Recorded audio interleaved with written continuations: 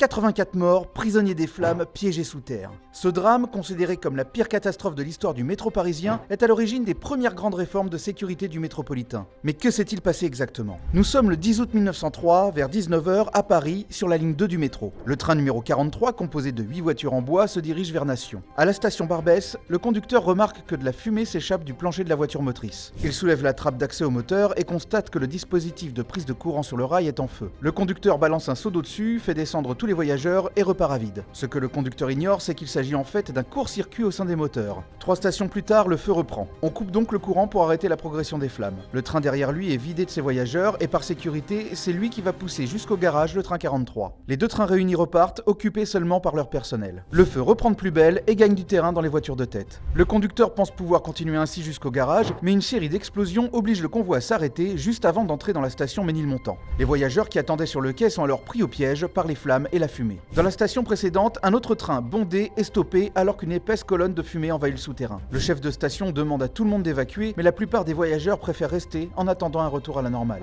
L'éclairage électrique est alors brutalement interrompu et c'est la panique. Tout le monde cherche à fuir dans le noir et la fumée. De nombreux voyageurs cherchent en vain une sortie et meurent asphyxiés. Les pompiers dépêchés sur les lieux, eux, ne peuvent descendre dans le souterrain à cause de la chaleur extrême. On doit attendre le lendemain matin pour descendre. On dénombre 84 morts, certains carbonisés, mais la plupart asphyxiés. Ce drame a mis à jour les défauts de sécurité du réseau et des mesures sont prises. Premier changement, l'arrêt des rames en bois. Elles sont entièrement métallisées dès 1906. On installe aussi des systèmes d'éclairage et d'alerte sur les quais et des postes d'incendie sont créés dans chaque station. Ce terrible incendie est encore à ce jour la pire tragédie du métro parisien.